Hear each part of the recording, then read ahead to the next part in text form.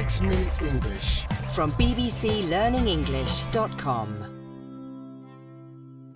Hello, this is 6 Minute English from BBC Learning English. I'm Neil.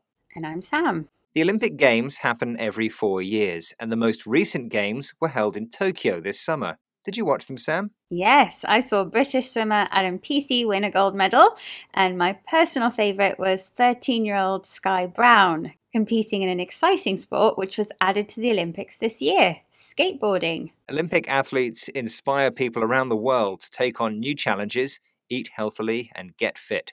So it seems strange that some of the companies that sponsor or pay for the Olympic Games also sell food and drink which is linked to obesity, heart disease, and diabetes. Tobacco advertising was banned from international sport in 2005 because of the harmful effects of smoking.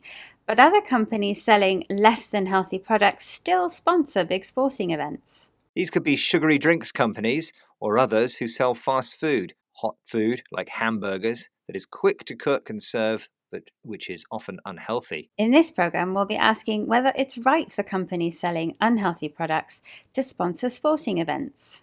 But first, it's time for my quiz question, Sam. McDonald's had a long history with the Olympic Games until the company ended the partnership ahead of the 2024 Games in Paris. But why did McDonald's choose to quit? Was it because A, they wanted to change the name of French fries to McFries, B, they didn't want to call their hamburger Le Big Mac, or C, they wanted to be the only company selling cheese for cheeseburgers? I think maybe it's A, because they wanted to call French fries McFries.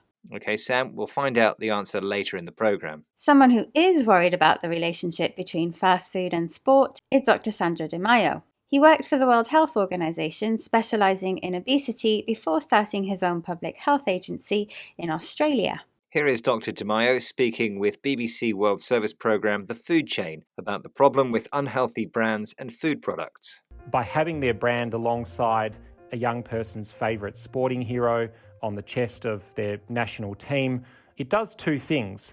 First of all, it creates brand attachment. So if you're a young child, you build the connection in your mind that basically fast food equals success. At the same time, it also gives a health halo to that brand. Then you start to think in your mind, even subconsciously, that it can't be that bad. You've probably heard of brand loyalty, where people have a favourite brand they always buy, but Dr. Di Maio is concerned about brand attachment. Brand attachment is the emotional connection between humans and brands. It goes deeper than loyalty, so that people mentally connect a particular company with feelings of winning, being healthy, and success. The problem comes when these feelings attach to companies that aren't healthy at all.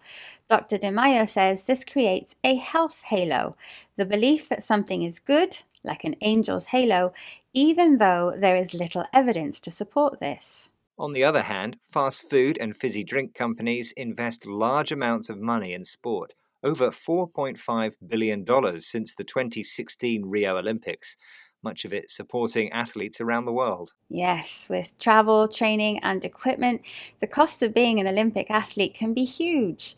And depending on your country and your sport, there may be little financial help. Many athletes are desperate for any sponsorship they can get.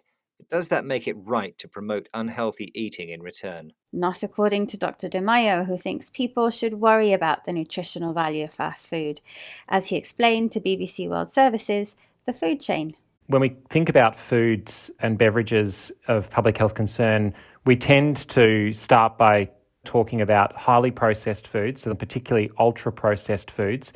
These are foods that have been really broken down to their kind of basic elements and then built up. They're more products, really, than foods.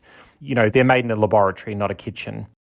Dr. Di Maio mentions unhealthy foods and beverages, another word for drinks. He's concerned about the public health risk of ultra-processed food, foods containing extra ingredients like chemicals, colorings and sweeteners that you wouldn't add when cooking homemade food.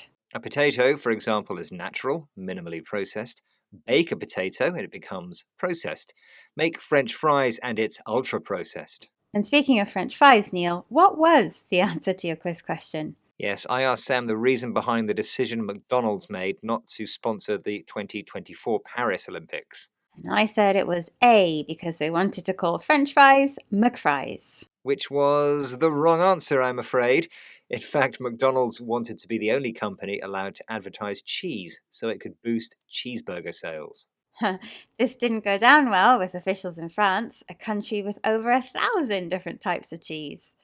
Okay, let's recap the vocabulary from this program, starting with fast food, hot food that is quick to cook but may be unhealthy. Companies that sponsor sports events pay for them to happen. Brand attachment is a psychological connection between someone and a brand. A health halo is the perception that something is healthy for you, even if it's not. Ultra-processed foods are foods containing added artificial ingredients like colorings and preservatives. And a beverage is another word for a drink. That's all from us, but if you'd like to find out more about the business, science, and culture of food, why not download the Food Chain podcast? It's updated weekly and available now. Join us again soon for more topical discussion and vocabulary here at 6 Minute English. Bye for now. Goodbye.